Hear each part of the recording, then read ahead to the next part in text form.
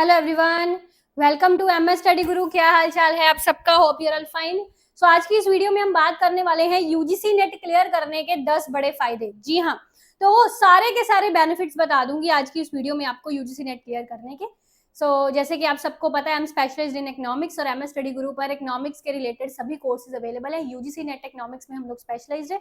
इसके अलावा GATE economics, RBI, DPR, SET economics, assistant professor economics के से रिलेटेड कोर्सेज भी हमारी एप्लीकेशन पर अवेलेबल है। यहाँ पे आप स्कैन करेंगे तो आप सीधा हमारी एप्लीकेशन डाउनलोड कर सकते हैं। ठीक है जी, बाकी डिस्क्रिप्शन में आपको सभी डिटेल्स दी गई। तो देखिए, जब मैं बात कर रही हूँ यूजीसी नेट क्लियर करने के बड़े फायदे,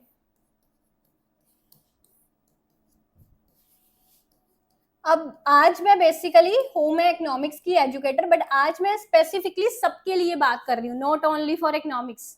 ठीक है, सिर्फ इकोनॉमिक्स वाले स्टूडेंट्स के लिए नहीं, जितने भी अलग अलग फील्ड्स के आप हैं, कॉमर्स है, इंग्लिश है, कुछ भी है, सबके लिए बता रही हूँ यूजीसी नेट क्लियर करने के फायदे। ठीक है जी। सो देखिए, फर्स्ट एंड फॉरमोस्ट पॉइंट जो हम सबको, इनमें से कुछ पॉइंट्स होंगे जो आप सबको पता ही है ना, ऑब्वियसली, बट कुछ ऐसे पॉइंट्स होंगे जो आपको नहीं पता, अभी पता चलेंगे। ठीक है। सबसे पहला इसका जो फायदा है वो ये है कि आप जीआरएफ यानी कि जूनियर रिसर्च फेलोशिप, अगर आपका यूजीसी नेट में स्कोर अच्छा जाता है, मेरिट बनती है आपकी, तो आपका जीआरएफ निकलता है। अगर जीआरएफ वाला कट ऑफ आप क्रॉस कर लेते हैं तो जूनियर रिसर्च फेलोशिप के लिए आप एलिजिबल है। अब ये जूनियर रिसर्च फेलोशिप पर मेरी बहुत सारी वीडियो इस चैनल पर मौजूद हैं, आप सीधा यूट्यूब पर सर्च करके देख सकते हो। JRF amount by Simranjeet Kaur आपको मिल जाएगा। तो इसमें मैंने सब चीज बताई है कि जेआरएफ में कितना अमाउंट मिलता है। जेआरएफ क्लियर होने के बाद बेसिकली आपको पीएचडी में एडमिशन लेनी पड़ती है विदाउट एडमिटिंग, मतलब पीएचडी में एडमिशन के बिना आपको जीआरएफ नहीं मिलेगा। जैसे ही आपका पीएचडी में एडमिशन होता है उसके बाद ये जीआरएफ का प्रोसेस शुरू होता है, और ये अमाउंट काफी अच्छा खासा है। अभी 40 से 50 हजार मंथली ये अमाउंट है आपका, सभी चीजें एचआरए वगैरह कंटिजेंसी मिलाकर। ठीक है। अब दूसरी चीज ये है कि ये जब आपका जीआरएफ हो जाता है, ठीक है, तो ये जीआरएफ 2 साल तक रहता है आपके पास, उसके बाद आपका होता है एसआरएफ। ठीक है, टोटल 5 साल, मतलब ये 2 साल प्लस ये 3 साल रहता है, तो टोटल आपका ये 5 ईयर्स। ठीक है, 5 साल के लिए ये अमाउंट आपको मिलता है। अब जो एसआरएफ का अमाउंट होता है वो जीआरएफ से भी ज्यादा होता है, 50,000 के नियर अबाउट। बाकी ये डिपेंड करता है एचआरए पर कि आपके एरिया में एचआरए कितना आपको मिल रहा है, तो उस पर भी डिपेंड करता है। तो मतलब 50,000 के अबाउट ये भी अमाउंट होता है, हर मंथ ये मिलता है। और मैं यहाँ पे बता दूं कि इसमें कोई ऐसा नहीं होता कि ये अमाउंट आपको पीएचडी में ही खर्चना है। ऑब्वियसली 50,000 थोड़ी ना महीने का पीएचडी में खर्च लेंगे, तो इसको आप अपने लाइवलीहुड एक्सपेंसेस के लिए खर्च कर सकते हैं, अपने रहने सहने, खाने पीने, मतलब लाइवलीहुड के लिए बिल्कुल इसको आप यूज कर सकते हैं। अपनी फैमिली को में कंट्रीब्यूट कर सकते हैं, कुछ भी कर सकते हैं, ऐसा नहीं होता। सिर्फ वो आपके कॉन्टिन्यूशन, आपकी कंटिजेंसी जो होती है ना, उस पर जरूरी होता है कि वो कंटिजेंसी वाला अमाउंट आपका पीएचडी वाली चीजों में ही लगाना चाहिए। ठीक है, तो ये हो गया। अब उसके बाद अगला यहाँ पे चीज आ गई कि अगर आपका जीआरएफ क्लियर नहीं होता, सिर्फ नेट का कट ऑफ अगर आपका क्लियर होता है। ठीक है, अब अगर आपका नेट का कट ऑफ क्लियर होता है तो इसके आगे बहुत फायदे हैं। अब आगे इसके सब फायदे देखिएगा, सब हेडिंग्स देखिएगा। देखिए, नेट का कट ऑफ क्लियर होने से एक तो ये चीज है कि आप असिस्टेंट प्रोफेसर बनेंगे, है ना। अब एक तो इसका ये रहता है कि आप न्यूज़पेपर्स में या यूनिवर्सिटीज की वेबसाइट पर जाइए, वहां पे असिस्टेंट प्रोफेसर की वैकेंसीज निकली होती है, एडहॉक पर निकली है तब भी, ठीक है, उसको उसमें अप्लाई करिए, इंटरव्यू दीजिए और सिलेक्शन। उसमें ये मत सोचिए कि एडहॉक पर है, 1 साल के लिए कॉन्ट्रैक्ट पर है, नहीं। फ्रेशर है, अगर आपके पास नहीं एक्सपीरियंस है तो एडहॉक वाली पर भी जाइए। एक बार मैदान में जाएंगे, रास्ते आगे और खुलते जाएंगे आपके लिए, है ना। तो वो चीज हो गया एक। तो दूसरी चीज है जो स्टेट्स के एग्जाम्स होते हैं, ठीक है, इनका आजकल बहुत ट्रेंड है और बहुत सारे स्टेट्स अपने असिस्टेंट प्रोफेसर के एग्जाम्स निकालते हैं। इनका मिनिमम एलिजिबिलिटी नेट ही होता है, मतलब अगर आपका नेट क्लियर है तभी आप उन एग्जाम्स को दे सकते हैं। जैसे HPSC assistant professor, RPSC, MPPSC निकलते रहते हैं इसी तरह स्टेट्स के एग्जाम। तो ये पीएससी, पब्लिक सर्विस कमीशन की तरफ से जो एग्जाम्स निकलते हैं, इनका मिनिमम एलिजिबिलिटी नेट होता है।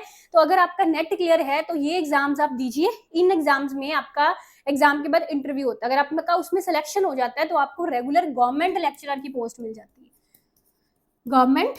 ठीक है, तो इसमें कोई दिक्कत की, मतलब करियर सेट, एकदम रेगुलर गवर्नमेंट लेक्चरर की पोस्ट मिल जाती है।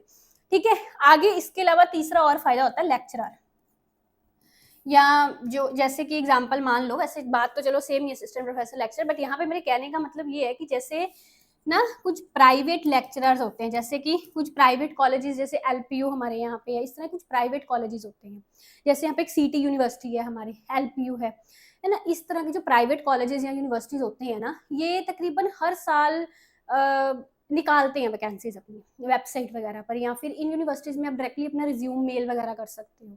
अगर आपका प्रोफाइल अच्छा बन रहा है तो ये आपको इंटरव्यू के लिए बुलाते हैं, तो वहाँ पे निगोशिएशन से आपका सैलरी ग्रेड सेट होता है। मतलब इस तरह प्राइवेट कॉलेजेस एंड यूनिवर्सिटीज में भी ट्राई कर सकते हो, ठीक है। तो प्राइवेट कॉलेजेस एंड यूनिवर्सिटीज में तकरीबन हर साल ये अपना वैकेंसीज वगैरह निकालते हैं अपनी वेबसाइट पर, वहां से भी आप इंटरव्यू दे सकते हो। प्राइवेट कॉलेजेस एंड यूनिवर्सिटीज में अच्छा स्कोप रहता है, ठीक है। इसके अलावा द नेक्स्ट पॉइंट, अब ये हो गया। अब इसके अलावा अगला पॉइंट है कि अगर आप नेट कट ऑफ भी नहीं क्लियर कर पा रहे हो, आपका सिर्फ पीएचडी का कट ऑफ क्लियर होता है, तो ये बच्चे अंडर एस्टिमेट ना करें, ये भी चीज बहुत अच्छी है आपके लिए। अगर आपका सिर्फ पीएचडी का कट ऑफ भी क्लियर हो रहा है ना, ये मैं सोचे मेरा जेआरएफ नेट में, इस चीज का भी पूरा फायदा उठाइए। देखिए पीएचडी का कट ऑफ क्लियर हो रहा है, अब आपको क्या है कि आपको जो यूनिवर्सिटीज के पीएचडी एंट्रेंस के एग्जाम होते हैं उसमें नहीं बैठना पड़ेगा। आप किसी यूनिवर्सिटी में पीएचडी करना चाह रहे हो, ठीक है, तो पीएचडी के लिए अप्लाई करिए उस यूनिवर्सिटी में, ठीक है, जो भी उसका नोटिफिकेशन आया वहां पे आपका ये जो मार्क्स आए आपके ये काम आएंगे। वहां पे अलग से आपको एंट्रेंस नहीं देना पड़ेगा, वो सिर्फ इंटरव्यू वगैरह का प्रोसेस तो होगा ही, बट आपको एंट्रेंस नहीं देना पड़ेगा, ठीक है। अब बच्चे ये पूछते हैं कि मैम इसमें हमको क्या पीएचडी करनी, मतलब पल्ले से पैसे लगाने पड़ेंगे, कोई फेलोशिप नहीं मिलेगा? तो मैं आपको बता दूं, ये डिपेंड करता है यूनिवर्सिटी टू यूनिवर्सिटी। बहुत सारी यूनिवर्सिटीज अपने बिहाफ पर फेलोशिप से देती हैं पीएचडी करने के लिए, ठीक है। तो तकरीबन मुझे लगता है थोड़ी बहुत फेलोशिप्स तो इस तरह की हर यूनिवर्सिटी देती है अपने पीएचडी स्टूडेंट्स को, ठीक है जी। तो वो आप यूनिवर्सिटी फेलोशिप, वो जो यूनिवर्सिटी दे रही है उसके लिए यहाँ पे अप्लाई कर सकते हैं, वो आपको मिल सकती है, ठीक है जी। ये चीज, अब ये हो गया, आगे चलते हैं द नेक्स्ट थिंग। अगला यहाँ पे बात है, अब जैसे स्पेशलिस्ट से मेरा क्या तात्पर्य है? देखियो, जो ये यूजीसी नेट का एग्जाम है ना, अब तो हमने टीचिंग के लिए बात कर ली। अब टीचिंग के अलावा जब आपका नेट क्लियर हो जाता है ना मास्टर्स वाले सब्जेक्ट में, यानी कि एक सब्जेक्ट में आपने नेट क्लियर कर लिया, दैट मीन्स आप उस सब्जेक्ट में स्पेशलाइज्ड बन जाते हैं। जैसे आपका इकोनॉमिक्स में नेट क्लियर हो गया, दैट मीन्स आप कंसीडर किए जा रहे हैं इकोनॉमिक्स के स्पेशलाइज्ड पर्सन, है ना। तो उस केस में टीचिंग के अलावा अगर आप दूसरे फील्ड में जाना चाहते हैं तब भी आप जा सकते हैं। देखिए आप, जैसे अब मैं इकोनॉमिक्स की ही बात करूं, बहुत सारे कॉर्पोरेट हाउसेस होते हैं जहां पे इकोनॉमिस्ट की नीड होती है, फाइनेंशियल एनालिस्ट की नीड होती है, इकोनॉमिक्स के स्पेशलाइज्ड पर्सन जो हैं उनकी नीड होती है कॉर्पोरेट हाउसेस में, वहां पे आप अप्लाई कर सकते हैं। इकोनॉमिक्स के कंटेंट क्रिएटर्स की नीड होती है एडुटेक्स वगैरह में, है ना। तो मतलब आपका अब उस सब्जेक्ट में स्पेशलाइजेशन है, तो उस स्पेशलाइजेशन के बिहाफ पर आप कॉर्पोरेट सेक्टर्स में या टीचिंग के अलावा दूसरे सेक्टर्स में as a specialized for this subject, है ना, वो भी आप अप्लाई कर सकते हैं। समझ गए बात? तो जैसे कंप्यूटर साइंस में नेट क्लियर हो गया, you are specialized in computer science, you are specialized in commerce, तो उसके बिहाफ पर भी आप टीचिंग के अलावा दूसरी जॉब्स में अप्लाई कर सकते हैं जिन सेक्टर्स में उस फील्ड के स्पेशलाइज्ड पर्सन चाहिए होते हैं। क्लियर? अगला यहाँ पे पॉइंट आएगा, बहुत इंपॉर्टेंट पॉइंट है ये, शायद आपको पता ना हो, मैं आपको बता देती हूँ। रिसर्चर एकेडमिशियन, अब चलो वो बात तो देखो, अब यहाँ पे आपको कभी आपने सुना होगा, स्पेलिंग गलत हो गई ना एकेडमिशियन की, एकेडमिशियन अभी ठीक है, चलो। तो आपने सुना होगा कुछ ना रिसर्च टूल्स होते हैं, आज के टाइम पर रिसर्च टूल्स की बहुत डिमांड है, मैं आपको समझाती हूँ इसके बारे में। आपने स्टेटा सॉफ्टवेयर सुने, एसपीएसएस सॉफ्टवेयर सुने, ईव्यू सुने, ये कुछ सॉफ्टवेयर्स हैं, इनकी आज जिस बंदे को ये सॉफ्टवेयर आते हैं ना उसकी बहुत डिमांड होती है, इसको मैं बोल सकती हूँ डाटा एनालिस्ट, है ना। अगर जैसे मान लो आपका नेट क्लियर हो गया या सिर्फ पीएचडी ही क्लियर हुआ है, आप किसी आईआईटी में या किसी नॉर्मल यूनिवर्सिटी में पीएचडी के लिए अप्लाई करते हैं, ठीक है, या वहां पे आप JRF as a junior research fellow, research assistant, इस तरह की पोस्टें निकलती हैं पर्टिकुलर यूनिवर्सिटीज में, आईआईटीज में, ठीक है, आरए रिसर्च असिस्टेंट, है ना, या रिसर्च फेलो, इस तरह की पोस्टें निकलती हैं, वहां पर भी आप अप्लाई कर सकते हो।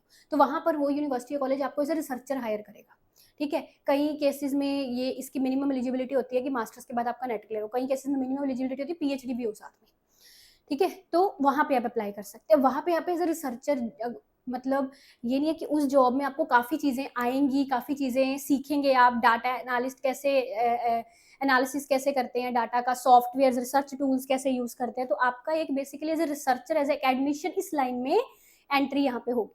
ठीक है, तो ये बहुत बड़ी बढ़िया लाइन है और आज की डेट में इसका डिमांड भी काफ़ी है। ठीक है, कि इसमें आप साथ साथ में साइमल्टेनियसली, जैसे आपका नेट वगैरह क्लियर हो गया है तो आप रिसर्च टूल्स सीख सकते हैं। कई बच्चों ने अपने मास्टर्स में सीखे भी होते हैं, स्पेशली जो इकोनॉमिक्स वाले स्टूडेंट्स हैं उनको, कईयों को आते होंगे, स्टैटिस्टिक्स जिन्होंने पढ़ा है, इकोनोमेट्रिक्स जिन्होंने पढ़ा है, रिसर्च टूल्स के बारे में आपको जानकारी होगी कुछ, तो वो साथ साथ में सीख सकते हैं। और अगर आपको अच्छे खासे मतलब रिसर्च टूल्स आते हैं ना, तो बहुत हैंडसम पैकेजेस पर कॉर्पोरेट वाले भी आपको रखते हैं। जो यूनिवर्सिटीज वगैरह होती हैं वो भी इस तरह के रिसर्चर्स ढूंढती हैं जिसको सारा डाटा एनालिसिस वगैरह रिसर्च टूल्स की मदद से करना आता है। ठीक है, तो वो चीज भी यहाँ पे आपके लिए एक लाइन रहती है। क्लियर? अगली चीज आ गई यहाँ पे ऑथर। देखिए अब इसके बारे में समझिए, जैसे आपका नेट क्लियर है, ठीक है, या आप असिस्टेंट प्रोफेसर भी लग गए हैं, लेक्चरर भी लग गए हैं किसी यूनिवर्सिटी या किसी कॉलेज में, तो वहाँ पे आप बुक भी लिख सकते हैं। अब बुक आप ये नहीं अकेले, मतलब मिलकर जो आपके कोलीग्स वगैरह हैं, आपके सीनियर्स हैं, उनसे उनके साथ कोलैबोरेट करके आप अपना बुक लॉन्च कर सकते हैं, अपना रिसर्च पेपर्स लॉन्च कर लिख सकते हैं, है ना, जर्नल्स में अपने रिसर्च पेपर्स भेजिए या बुक्स लॉन्च करिए, तो उस लाइन में भी आप जा सकते हैं। ठीक है, तो ऑथर वाली लाइन भी आपके लिए खुली है। बेसिकली ये नहीं है कि आप मास्टर्स करने के बाद भी रिसर्च पेपर्स लिख सकते हैं, उसमें ऐसा कोई नहीं बोला गया कि नेट करने के बाद research paper, but net clear करने के बाद अगर आप लेक्चरर वाली लाइन में, रिसर्चर वाली लाइन में जब एंट्री करेंगे ना, तो आपका रिसर्चर्स के साथ, दूसरे प्रोफेसर्स के साथ एक कॉन्टेक्ट बनेगा, कनेक्ट होंगे आप उनके साथ, तो आपको समझ में आएंगी चीजें, अपने सीनियर्स के साथ कोलैबोरेट करके पेपर कैसे लिखना है, बुक्स कैसे पब्लिश करवानी है ना, वो सब चीजें, वो तालमेल में आएंगे आप उनके साथ। तो इसके लिए आपके लिए ये लाइन भी साथ में खुलती है कि आप एज ए ऑथर अपने, मेरी जिस कॉलेज में मैं पढ़ी थी ना, मेरे उस कॉलेज में बहुत सारे ऐसे प्रोफेसर थे जिन्होंने यही लाइन पकड़ी हुई थी, बस मतलब देर यही लाइन पकड़ी हुई थी ऑथर वाली, मतलब एक साल में 10-10 किताबें निकलवाते थे, 10-10 पेपर्स निकलवाते थे, तो मतलब यही लाइन उन्होंने पकड़ी हुई थी एज ए ऑथर वाली। तो मतलब ये भी लाइन आपके लिए अच्छी है, अच्छा स्कोप है इसका भी।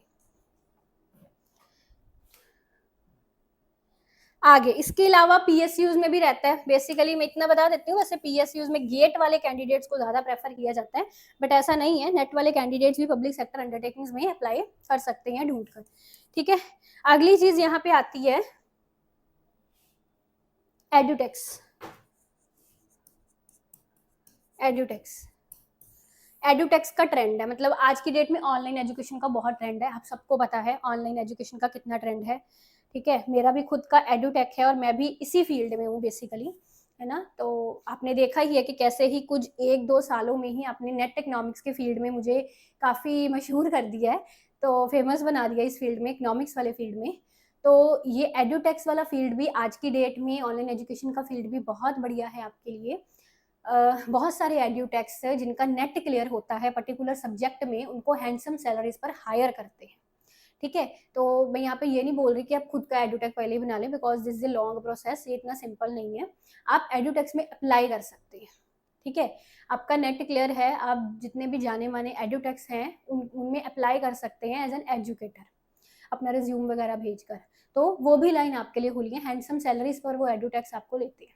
ठीक है, हायर करते हैं, ये चीज़ भी, क्योंकि ऑफलाइन कोचिंग का तो आजकल रहा नहीं है ट्रेंड इतना, ऑफलाइन कोचिंग में आपको सैलरी ग्रेड भी इतना नहीं मिलेगा, बट ऑफलाइन कोचिंग से बेहतर है आप एड्यूटेक्स यानी कि ऑनलाइन एजुकेशन प्लेटफॉर्म्स पर अप्लाई कर सकते हैं। ठीक है जी, सो ये सारे फील्ड्स हैं आपके लिए। होपफुली मैंने आपको अपनी तरफ से पूरा डिटेल में इन फील्ड्स के बारे में समझाया। अब दिस डिपेंड्स ऑन यू कि आप किस फील्ड में जाना चाह रहे हैं। ठीक है, सो अगर वीडियो अच्छा लगा तो कमेंट करिएगा अच्छे अच्छे, सब्सक्राइब करिएगा चैनल को, लाइक करिएगा। डिस्क्रिप्शन में आपको सारी डिटेल्स दी गई हैं, मेरी एप्लीकेशन डाउनलोड का लिंक दिया गया, टेलीग्राम का लिंक, मेरी बुक्स, बेस्ट सेलिंग बुक्स का लिंक भी दिया गया। Thank you so much.